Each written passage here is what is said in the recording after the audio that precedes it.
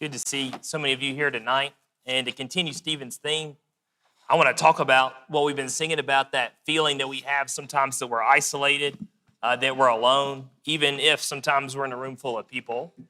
I'm going to put all my passages up on the screen tonight. But I want to start in 2 Corinthians 5:11 when Paul says that this is one of Satan's devices, that he loves to convince people that they're all alone and they're isolated, even with sometimes they're physically not. It's something that's almost sometimes always in our head, but that doesn't mean it's not real. We feel like we're alone. 2 Corinthians 2:5. This is talking about most probably that withdrawn from brother that has repented and come back. And Paul's concerned that they're going to lay up so much punishment on this man or this brother that he's going to feel like he's been isolated. Verse 5, but if anyone has caused grief, he has not grieved me. But if all of you to some extent, not to be too severe, the punishment which was inflicted by the majority is sufficient for such a man. That's about the withdrawal. So that on the contrary, you ought rather to forgive and comfort him, lest perhaps such a one be swallowed up with too much sorrow. Therefore, I urge you to reaffirm your love to him. For this to the end I also wrote, that I might put you to the test, whether you are obedient in all things. Now, when you forgive anything, I also forgive. But if indeed I have forgiven anything, I have forgiven that one for your sakes in the presence of Christ, lest Satan should take advantage of us, for we are not ignorant of his devices. And the core thought here, the core message is reaffirm your love to this individual, lest he be swallowed up with too much sorrow. And he says it's very important that we go out and we reaffirm our love to that individual because, Paul says, I'm not ignorant of Satan's game book. I know how Satan works. And what Satan's going to try to do is try to make this man as sorrowful and as isolated as he possibly can so he can pull him back into the world. And I haven't been on this earth very long, but I feel like I've had enough experience to say this. I think many of y'all here in this room, you've had enough experience that you can say this, that Satan has like 6 plays. And he runs the same 6 plays over and over and over and over again. And there's really no surprise when people come to you and ask for help, and it's one of those 6 things or one of those 7 things, and Satan's running the same play on them again. Several weeks ago, I was with someone in my office, and it's kind of something that we left with, and the conclusion with when they were dealing with an issue is, don't let Satan lie to you that you're alone in this. Because he was feeling like he was alone in this. He's the only person this ever happened to, and he's having to do it all by himself. And where does that mindset come from? It didn't come from the Bible. And it didn't come from the brethren. Where does that attitude come from? Well, it comes from Satan. He loves to try to isolate us. He loves to try to lie to us and make us think that we're all alone. And certainly he wants to do it for this individual as well. And Paul's saying, hey, let's all just be aware that that's obviously something Satan wants, and we can keep that from happening by reaffirming our love to the individual. And so let's look at Acts 20 really quickly. And I think this as well puts us in a mindset of why Satan wants us to think like we're alone all the time. Acts 20:27, this is Paul talking to the Ephesian elders for what he thinks is the last time. He says, for I have not shunned to declare to you the whole counsel of God. Therefore take heed to yourselves and to all the flock, amongst which the Holy Spirit has made you overseers, to shepherd the church of God, which he purchased with his own blood. For I know this, that after my departure, savage wolves will come in among you, not sparing the flock. Also from among yourselves, men will rise up, speaking perverse things to draw away the disciples after themselves. Therefore watch and remember that for 3 years I did not cease to warn everyone night and day with tears. Here's Paul's explanation, and obviously the analogy works really well with this isolation thought, because what is Paul concerned about? Paul's concerned about savage wolves coming in and stealing disciples. And of us that I know, the majority of us do not own sheep. We have not been on a farm. I mean, come on, this is like Birmingham.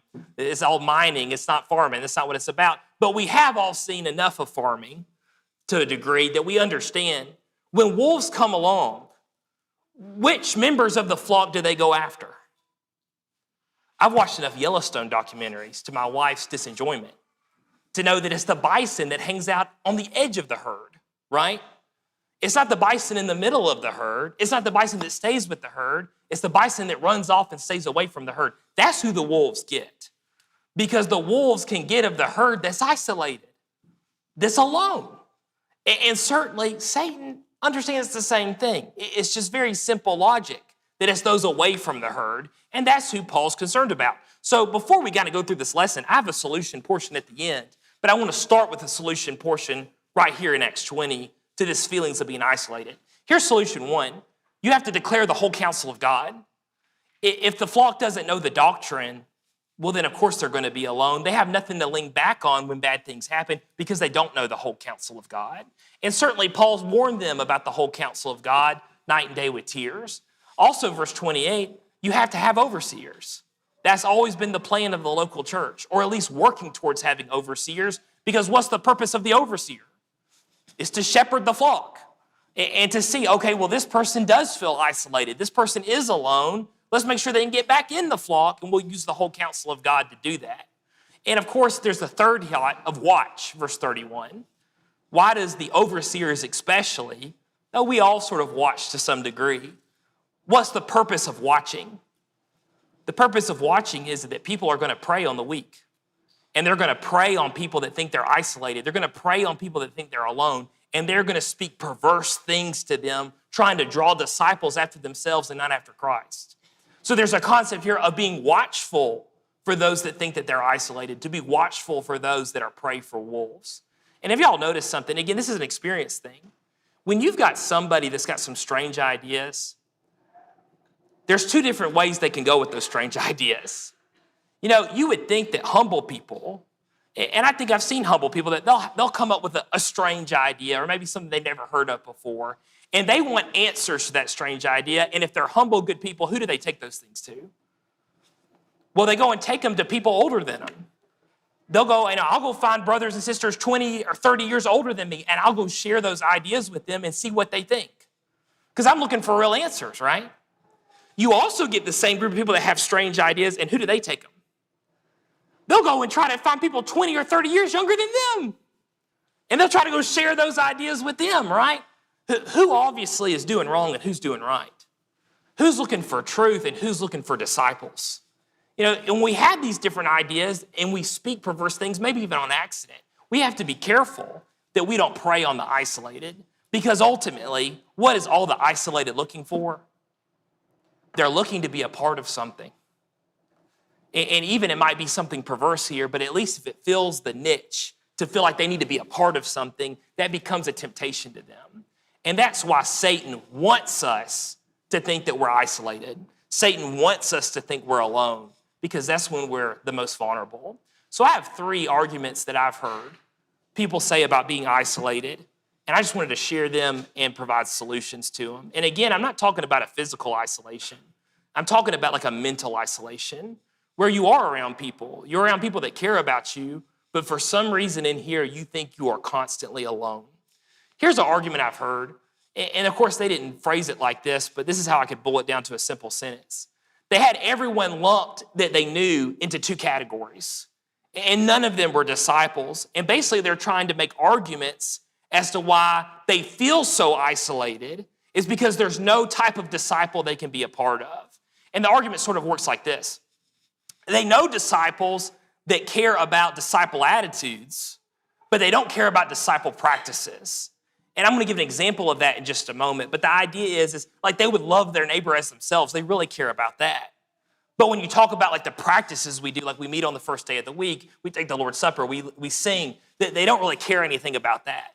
Then they have another B group, which are people that they say, oh, these disciples care about the practices, but they really just don't care about the attitudes of disciples.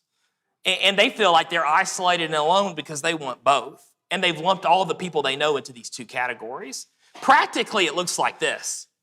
You know, they complain that they have people that care about the doctrine to love their neighbor, but they don't care about the doctrine of the Lord's Supper. Have you heard people say like, you know, I know they're not Christians, but they've got to be some type of Christian because they love people so much. They're so loving. They're so caring. And then you ask them like, well, do they take the Lord's Supper on the first day of the week? They're like, well, no, they don't do that, but they're so loving, so caring. We all know people that talk like that or believe that, right? And they really wrestle with that concept, and they're trying to figure that out. On the other hand, they say, but all the people there are people that can argue with you for hours about the qualifications of elders, but they're also like racist. And they're like, I don't have a place I can belong. Because either I can care about the attitudes and reject the practices, or I can go worship with these people that love the practices but reject the attitudes of Christ. And they act like they have no place to belong because there's no one out there that exists out of this bubble they have, A or B. And they complain about it, and they're upset about it, and a lot of them are worried about it, right? And what I would argue very quickly is, you've narrowed down everybody you know into two bubbles, and you really need to make another one. And you obviously really don't know your brethren enough, because I know a lot of people, I know a lot of brethren that care about both. They care about the doctrine to love your neighbor, and they care about the doctrine of the Lord's Supper. They care about all of it. And really, that's where Satan has got us trapped, in a world where we can't find real Christianity, and we've been blinded to real Christianity. And we just don't think it's even possible. That's a really scary place to be. Now, I'll even say this. I've heard this argument. Well, they care more about doctrinal things, but I really am trying to find a place that cares more about the heart. If you said that statement, you've already messed up. Why? Because it's all doctrine. There's not doctrinal things and heart things. No, it's all of Jesus' doctrine. It's all the whole counsel of God. That's not how the apostles talk. We have to come to the Bible with a mindset that every bit of it, the attitude things on the Sermon on the Mount and the practices of the Sermon on the Mount, they're all the doctrine of Jesus Christ, and they're all demanded. So don't isolate yourself into thinking that there's only two bubbles and you don't fit in either one. No, there's a third bubble, and you can find real brethren if you're really looking for them. And if not, you can create those good brethren if you're really looking for people that do care about the entire whole counsel doctrine of Jesus Christ. And so let's not lump people in just to two categories. And before I leave, let me say this. Let's also not be so quick to judge our brethren, because most of y'all, not all of y'all, but most of y'all, I see you 2 days a week. And I may not know what's going on in your lives. And when I just try to lump you into a bucket and I barely know you, there's some unfair judging right there. A very partial judgment that God does not judge with. And so right there alone, maybe we should step back and have some humility to say, you know what, maybe I just don't know these people as well as I think I do.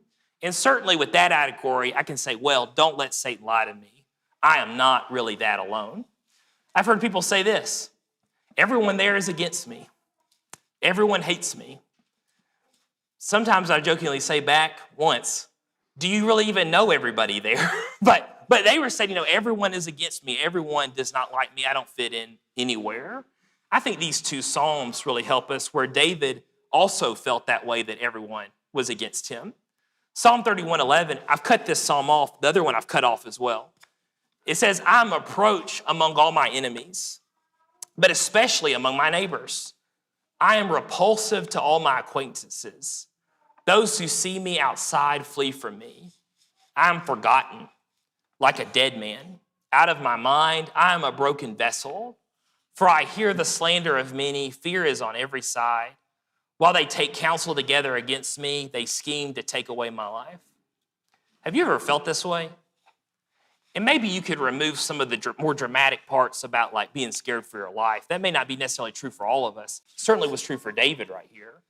But do you feel like, well, obviously my enemies hate me, but my neighbors, they especially hate me. And even the people that I'm just kind of acquaintances with, they're repulsive when they consider me. They see me and they kind of walk away when I try to join a group. They scatter instead of including me. And when I see some people talking over there, I don't assume they're talking about, the weather or whatever it may be. I assume they're talking evil about me. Everybody's whispering about me behind my back. And when they get together, all they do is they take counsel about how they can get back at me. Have you ever felt that way? I'm going to take a guess here that I think a lot of us have felt that way. Maybe not for long periods of time, but we have felt that way. Was this true for David? It was true for groups of people.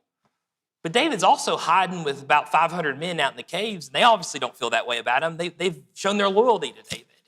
But certainly even David, with all those people, could still feel like he was betrayed since there was people against him.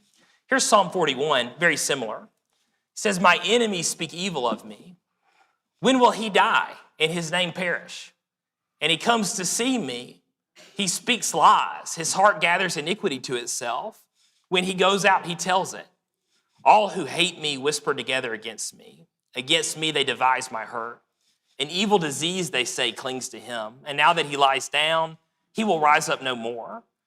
Even my own familiar friend in whom I trusted, who ate my bread, has lifted his heel against me. You know, David says, my enemies speak evil of me. And what do they say? They say stuff like, when is he going to die? When is he going to die so we can move on? People sometimes will say, you know, I feel like if I died, nobody would care. I think it's kind of the same thought. Verse 6, and if anyone comes to see me, he speaks lies. So the person that is trying to be my friend, I've already branded him as a liar. And so here's somebody that even tries to kind of extend an olive branch to that person. They're like, no, he's obviously got something up his sleeve. He doesn't want to have anything to do with me. That's a lie. Verse 7, they whisper against me. You can kind of tell here there's a pattern. What do we don't like? We don't like people talking about us behind our back. None of us have ever liked that, and David did not like that. Verse 8, they act like he has some kind of disease, so they don't want to be around him lest they get the disease. Verse 9, this might be the worst one. My even own familiar friend in whom I trusted, he has betrayed me. Have you ever felt like that? Well, if you have, Satan's got you to feel like you're alone. And there's probably a lot of us also that feel like we have some kind of connection to this type of psalm right here. Well, let's finish the Psalms. Psalm 31 ends with this, verse 14. But as for me, I trust in you, O Lord. I say, you are my God. That puts a total level of hope to all this, right? So David says, you know, I am in this terrible spot. I don't really have a friend, but I do have one friend. I have in the God that I trust. You are my God. And God certainly delivered David from those enemies, didn't he? This is how Psalm 41 ends, verse 10. But you, O Lord, be merciful to me and raise me up, that I may repay them. But this I know, that you are well pleased with me, because my enemy does not triumph over me. If Satan's got you where you feel alone and you feel isolated, and you eat up that sorrow and you eat up that sorrow to the point that you leave or you quit or you take off, what did Satan get out of making you feel alone? He won. You know, that's what he wanted, right? He wanted you to quit. He wanted you to get out of Dodge. And now you finally have, he's gotten exactly what he wanted. But instead, if the lonely or isolated person says, you know what, hold on just a second. I'm going to ask the Lord to raise me up.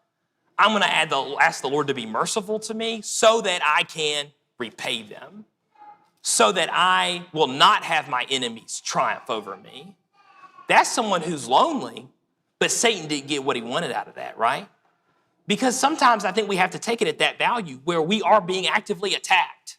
And if we're being attacked, we say, no, I need to overcome this. I will overcome this. I'll fix this problem.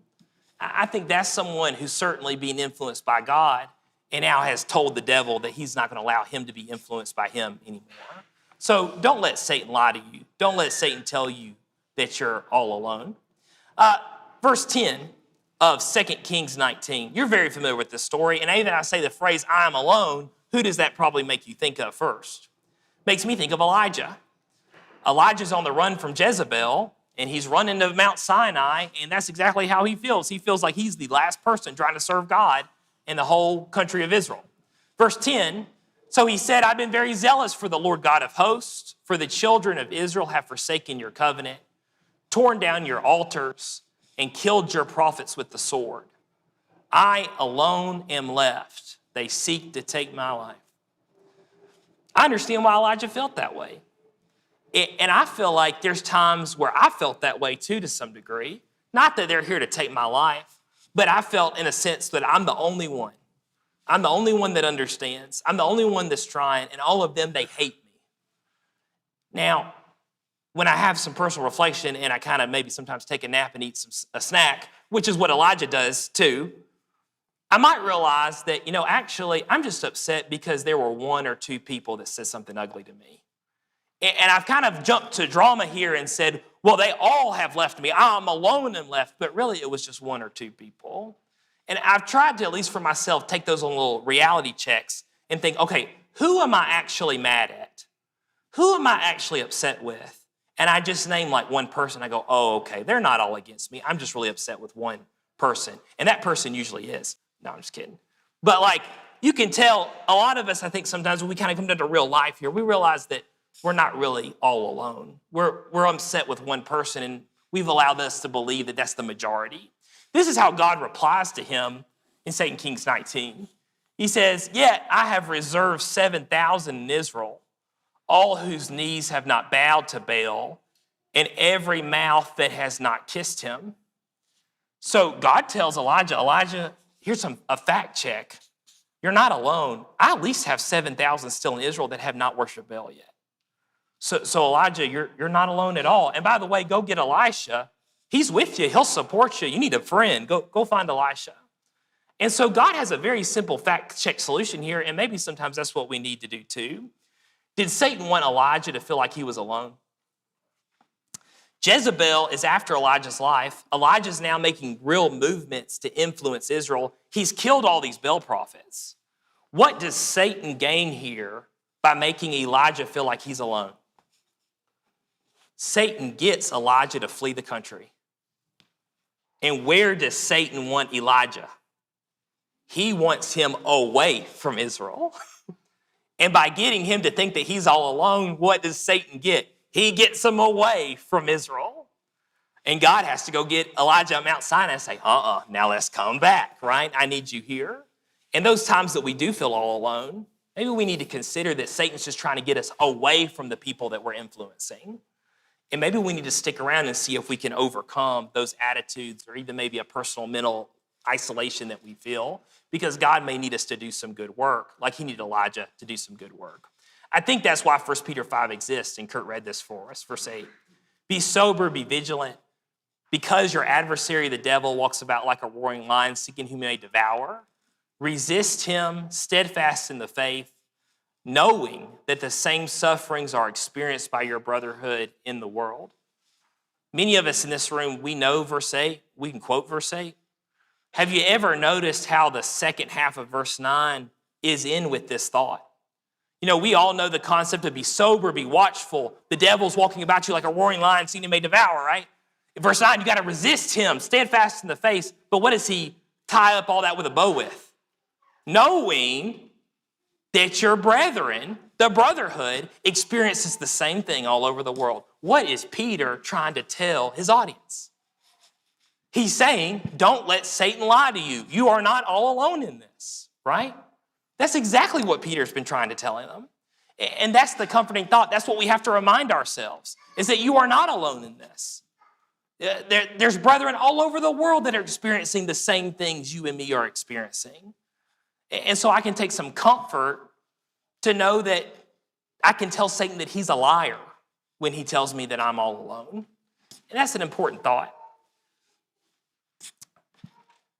What's interesting about the loneliness thing is it'll work on any type of heart in a negative way. You take a very humble person, and Satan convinces that humble person that he's all alone. And he's all by himself, and no one thinks like he thinks. No one cares about the things he cares about.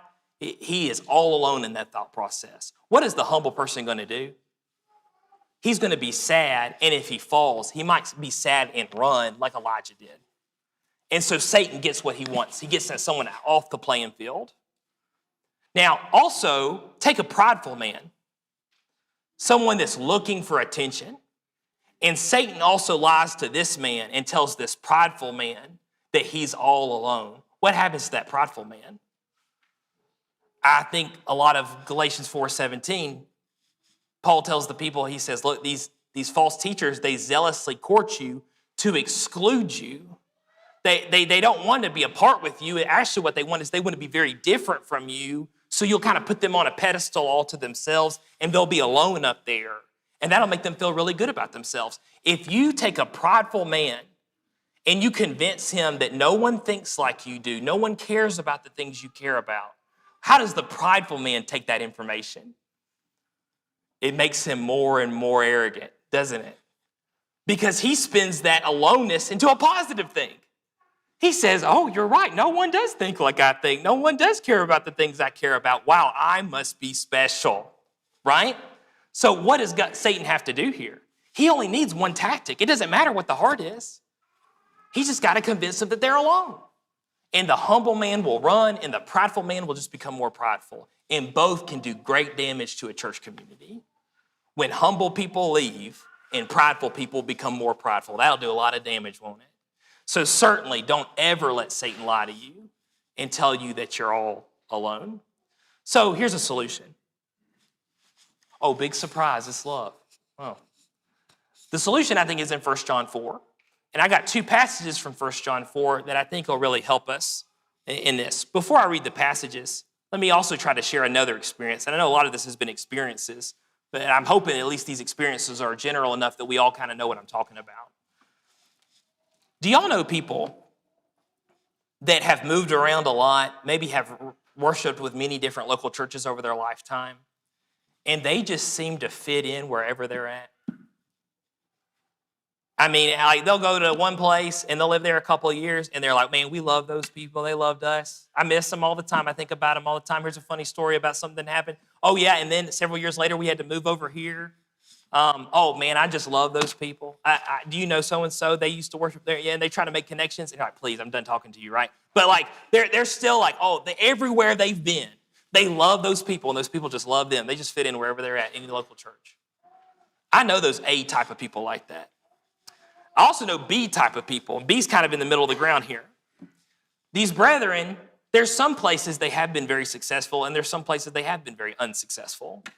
And they go some places, and they're like, man, I just love these people. They love me. I really loved being a part of that group there. I did not feel alone there. But there's other places they go, yeah, I went there, and it was tough. It didn't work out. They didn't love me. I didn't really love them. We never fit in there. We had to leave. They'll say things like that. And, of course, with these kind of examples, I'm trying to like remove all kind of like doctrinal issues. I'm not talking about like we had to leave because they were teaching this thing and they weren't willing to talk about it. I'm talking about literally like I felt like I fit in. I felt like I didn't fit in. And you have people kind of in the middle of the road. I also know C people. C people do not feel like they fit in anywhere. And they've gone to 15 different churches in their lifetime and they didn't fit in with any single one. So, personally, I do not want to be a C person. I do not want to be a person that never fits in at any local church they've ever been a part of. And I've known people that are C people. I've had family members that are C people, that they had something ugly to say about every church they ever went to, and it was always that church's fault, and they never fit in there, and none of their kids are faithful because all they ever heard on the car ride home about how terrible that local church is, and that's why their kids don't believe in God today, right? I also really don't want to be B if I don't have to. And I understand that we're human, and that there are going to be times we just don't feel like we fit in. I've preached meetings where I felt like I didn't fit in, and they didn't want me to have there. 9 times out of 10, it was because Kevin Clark was supposed to do that meeting, and Kevin Clark told them, call Andrew Smith, he probably can cover for me last minute, and they were not happy to see me on Sunday. But, you know, like, I understand we're human, it's just gonna happen.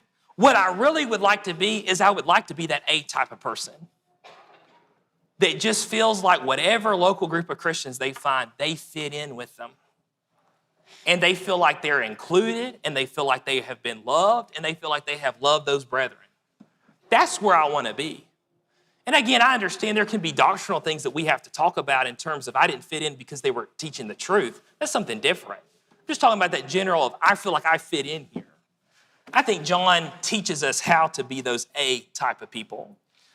1 John 4:9. 1 John 4 says, in this, the love of God was manifested towards us, that God has sent his only begotten Son in the world that we might live through him. In this is love, not that we loved God, but that he loved us and sent his Son to be the propitiation for our sins. Beloved, if God so loved us, we also ought to love one another. It's very logical, like John is, right? He's like, the love of God has been manifested towards us. How was it? It was that he sent his son to the world, that we might live through him. And he goes, verse 10, it's not that we loved God. It's not that we just loved God so much that he turned around and he loved us back. That's not what happened. We didn't love him, but he went ahead, he showed his love to us to make sure he would reciprocate love. He would get it back. So verse 11, beloved, if so God loved us, he loved us first. We also ought to love one another. And I think that includes God. We would love him in turn. So God sort of, jump-started that love. And the love is supposed to be continuing on, that we would love each other. If you get down to the end of that chapter, he puts a capstone on it with this, verse 20. If someone says, I love God, but hates his brother, he's a liar. For he who does not love his brother whom he has seen, how can he love God whom he has not seen? That's the John line. No one has seen God at any time. He says, you've never seen God, but you claim you love God. How in the world that here's a brother or sister that you can see and you can talk to directly, and you say you don't love them? Or you treat them like you don't love them? Well, he says, no, you're a liar. Because you cannot say I love God and hate your brother and be a truther. Verse 21, and this commandment we have from him, that he who loves God must love his brother also. The command here is, he who loves God must love his brother. That's the command. I think, though, sometimes the way we treat our brethren is the reverse. We don't treat our brethren like the command is, I have to love you because I love God. I think we treat the man like, since we all love God, I need to feel your love, or I need to be loved since I love God. And notice here, never once does John ever say, you are loved by the brethren. What John always says is, you must go love the brethren. Y'all catch what I'm saying there? I'm not saying loved, L-O-V-E-D, that you're feeling the love or you're being loved. I'm talking about the command is you go out and you love the brethren. So why are these A people always feel loved wherever they go? Because they're loving people. They go out there and they show up with this mindset that these are my brethren. I'm going to love them. Let me go find something I can do for them. Let me go ask those people if they need some help. Let me go show up here on Friday morning and see if I can work out and help do something around at the building. Those people are always looking to ultimately serve. And so what do? They show love to people.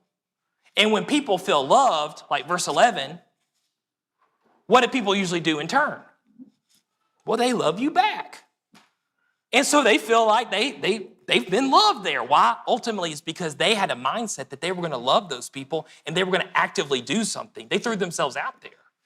Versus C people, what do they have the difference of? C people show up to a congregation with the attitude that I'm going to sit here and wait to be loved. And if you sit on your hands waiting to be loved, are you ever going to be loved? There's only one person in this passage that's going to love you, and that's God. The problem is you can't really see him or talk to him. And he also has given you commandments that contradict what we're talking about. So you kind of run into a lot of issues there. But the only person there that's going to love you is God. Why? Because you're sitting on your hands. Nobody even knows who you are.